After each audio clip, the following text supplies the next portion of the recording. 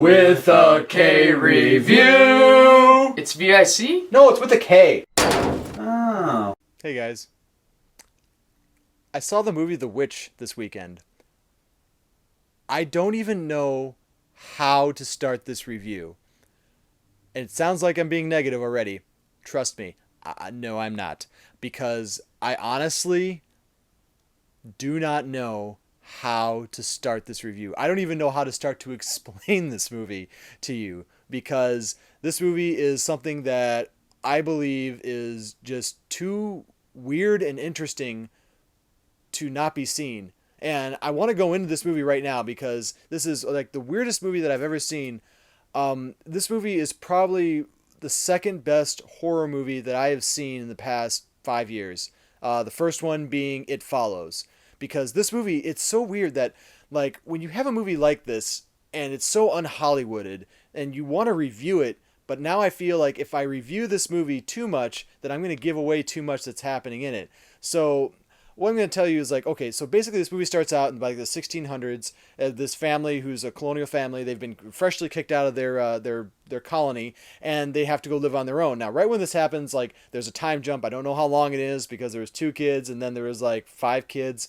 But the movie starts out with them, like, you know, they're living, they're having a great time, and then weird things start to happen. The one character that I really liked in this movie was Anna Taylor-Joy, and she plays Thomasin in the movie. And she did one of the best things for a young actress to do is, like, she plays the role exactly like she should.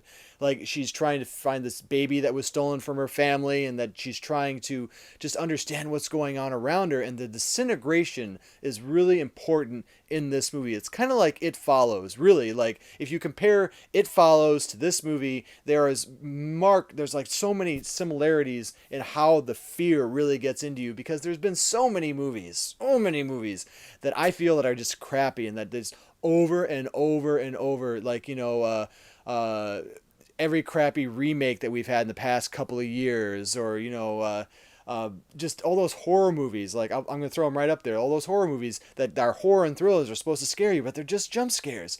This movie doesn't have jump scares. It has gross out moments. Trust me, plenty of those. I thought that this movie was going to be like the Blair Witch 2.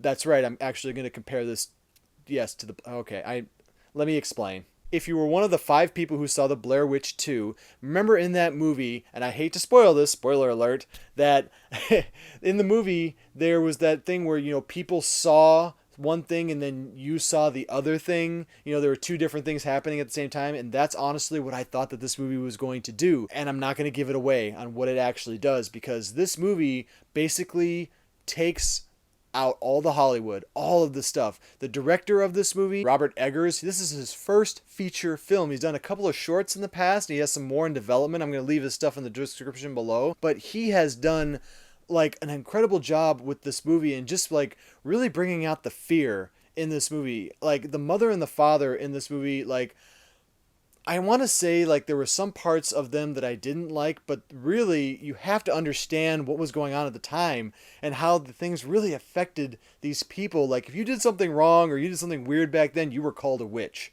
Like, and there were parts in the movie where that happened. And, like, some of it I bought and some of it I didn't. And by the end of the movie, the end scene of this movie was literally like M. Night Shyamalan times 10. Holy crap. Wow. And that's what I really liked about this movie, is that it decided to go above and beyond of what it could have done, and really just kind of go out there and let you decide what was happening with the family, what was true and what wasn't.